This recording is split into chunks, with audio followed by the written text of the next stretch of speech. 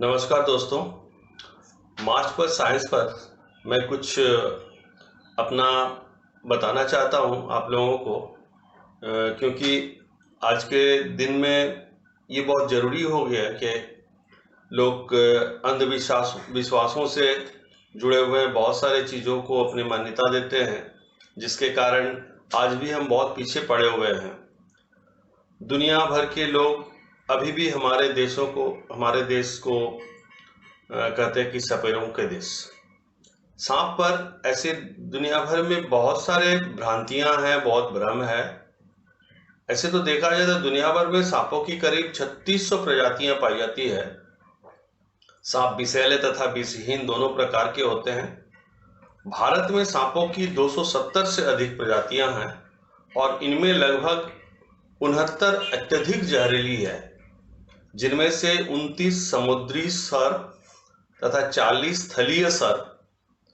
सांप बिना पैर वाला सरीसृप यानी रेप्टाइल्स प्राणी है।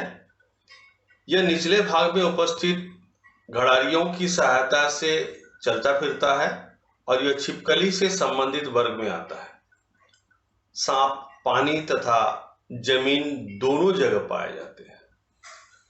इसकी जो लंबाई है, इनका आकार एकदम 4 इंच से लेकर के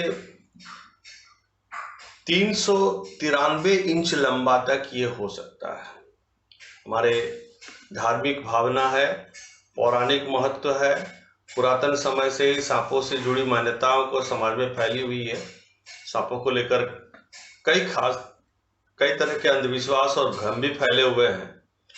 हमारी ये अंधधर्मिता इनको कम करने की बजाय बढ़ाने के काम करती है। आज हम इस मान्यताओं और इससे जुड़ी हुई जो वैज्ञानिक दृष्टिकोण है, इनके बारे में थोड़ा बताना चाहता हूँ। सबसे पहले मैं एक बात कहना चाहता हूँ कि लोगों में ये भ्रम है कि सांप अपने साथी की मौत का बदला लेते हैं। वास्तविक में अगर देखा जाए तो ये मान्यता पूरी तरह से अंधविश्वास आधारित है, क्योंकि सांप अल्पबुद्धि जीव वाले होते हैं। इनका मस्तिष्क इतना विकसित नहीं होता है कि घटनाक्रम को ये याद रखे और बदला ले। जीव विज्ञान के अनुसार कोई भी सांप मरता है तो वो अपने गुदा द्वारा एक खास तरह की गंध छोड़ता है, जो उस प्रजाति के अन्य सांपों को आकर्षित करती है, और इस गंध को सूंघकर अन्य सांप मरे हुए सांप के पास आते हैं, जिन्हें देखकर लोग समझते हैं कि ये सांप एकजुट होकर के बदला लेने की फिराक में है। दूसरी ऐसे भ्रम है कि सांप दूध पीते हैं।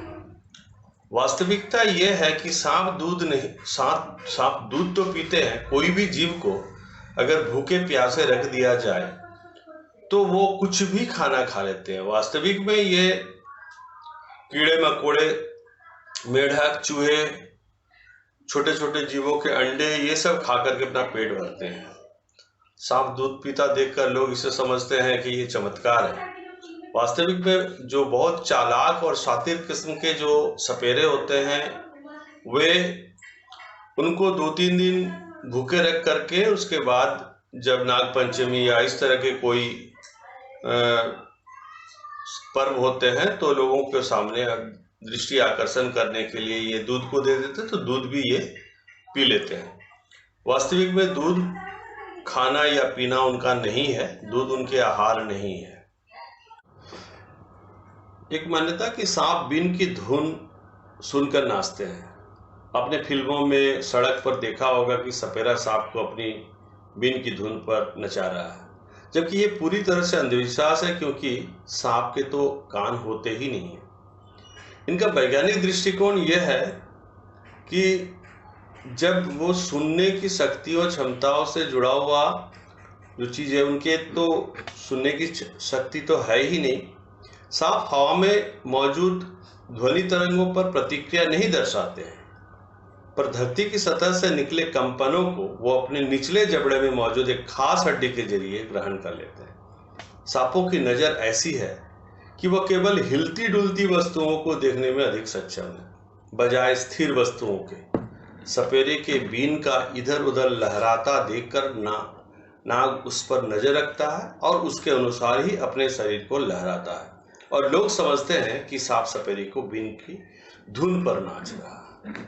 सांप मणिधारी होते हैं, ये भी एक कहावत है, लेकिन 3600 प्रजातियों में आज तक दुनिया में कोई भी सपेरे, कोई भी बड़े बड़े जो चार्मर होते हैं, वैज्ञानिक होते हैं, ये लोग कभी भी किसी भी सांप में इस तरह का मणि नहीं देखा, जिसको नागमणि के नाम से भी लोग जानते हैं। नागमणि यदि किसी इंसान को मिल जाते तो वो बहुत किस्मत वाला हो जाता है। ऐसा नहीं है। करोड़ों सांप पकड़े जा चुके हैं, 3600 तरह की प्रजातियों में सांप को पकड़ा गया है, लेकिन किसी में मणि नहीं है।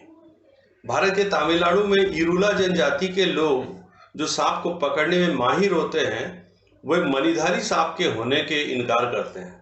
दरअसल सांप की त्वचा काफी चमकीली होती है। रोशनी में जब सांप अपना फन उठाकर खड़ा होता है, तब सांप के गोलाकार फन की ऊपरी त्वचा ज्यादा चमकदार उठती है।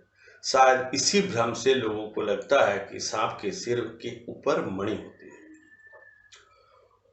कुछ सांपों के, और दूसरी मान्यता यह है कि कुछ सांपों के दोनों सिरों पर मुंह होते हैं। दोनों सिर पर मुंह होने वाले सांप दिखाया भी जाता है, सपेरे दिखाते भी हैं, दावा करते हैं कि दोनों सिर पे मुंह है।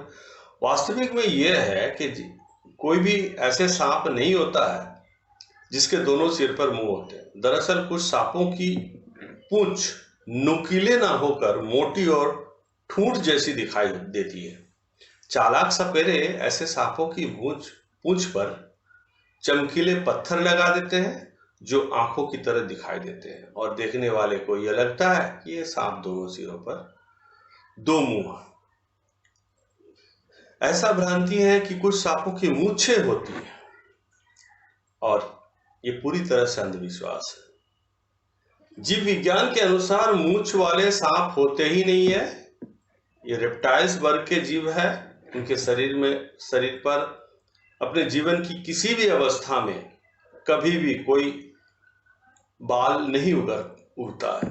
ये किसी सातिर सपेरे के दिमाग की उपज होती है कि सांप को कोई खास स्वरूप देने पर अच्छी कमाई हो सकती है। इसी लालच में सपेरे घोड़े के पूंछ के बाल को बड़ी ही सफाई से सांप के ऊपर जबड़े में पिरोकर सिल देते हैं। इसके अलावा जब कोई सांप अपनी केंचुली उतारता है तो कभी कभी केंचुली की कुछ हिस्से उसके मुंह के आसपास चिपक कर रह जाता है। ऐसे में उस सांप को देखकर मूंछों का भ्रम हो सकता है। एक भ्रम ऐसा भी है, उड़ने वाले सांप भी होते हैं। ये देखा गया है कि कुछ पक्षियों छोड़ करके, कुछ जैसे चमगादड़ वगैरह, इसमें तो पंख होते हैं, ये उड़ सकते हैं, लेकिन सांप में उड़ने की शक्ति नहीं होता है। ये उड़ने वाले में नहीं होते हैं, इनके कोई पंख नहीं होते हैं। वैज्ञानिक दृष्टिकोण में ये हम कहना चाहता हूं कि कुछ ऐसे सांप है जिसको हम लोग फ्लाइंग स्नेक या दूसरे के नाम, उड़ने वाला सांप के नाम से जानते हैं।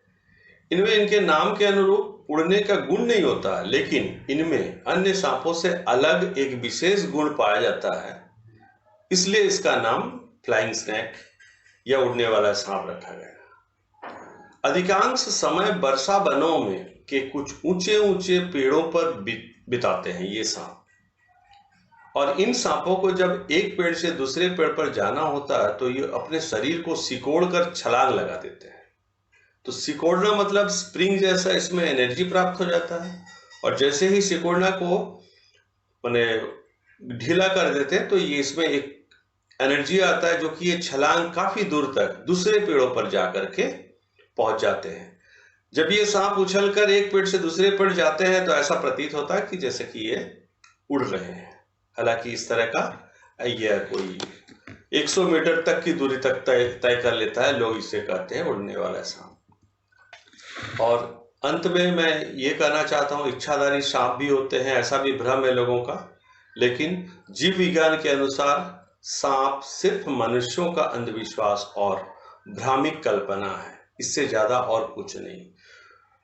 इससे जुड़े हुए मैं और एक चीज बताता हूं कि सांप काटने पर लोग भयभीत होकर ज्यादा मरते हैं और झाड़ फूक और ओझा गुनी के पास जाकर के अगर सही तरीके से उनको प्राथमिक उपचार दिया जाए और उनको हॉस्पिटल तक लेकर जाया जाए तो मुझे लगता है कि जो सांप काटने से जो मृत्यु होती है वो बहुत हद तक कम हो जाएगी। कुछ मैं बताना चाहता हूं कि जो सांप विषैले होते हैं वो अगर किसी की व्यक्ति को पैर पे या किसी जगह पर काटते हैं तो उनके दो निशान बनते हैं, दो दांत का। ये बहुत कभी हल्का भी बनते हैं, दिखाई भी नहीं पड़ता है, और कभी गहरा भी होता है। तो ये एक पहचान है कि विषैला सांप काटा। नहीं तो अधिकतर देखा जाता है कि जो विषहीन सांप हैं ये भी काटते हैं। सांप कोई भी आदमी को जानबूझकर नहीं काटता है। सांप डर से काटता है, अपने को प्राणों को बचाने के अपने को बचाने के कारण वो काटते हैं। या वो कभी कोई खाना या भोजन करते हैं, उस समय अगर उनको किसी तरह की परेशानी हो तब वो लोगों को डराते हैं या काटते हैं।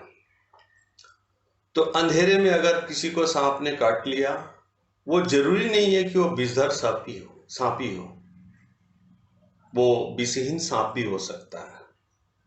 तो उनका प्राथमिक उपचार में उस जगह जहां पर काटा उसके थोड़े से ऊपर में क्रेप बैंडेज हल्का से बांध दिया जाता है। बांध देने पर टाइट करके रस्सी से बांधना या ब्लेड से चीर देना या ब्लड को निकाल देना ये गलत है।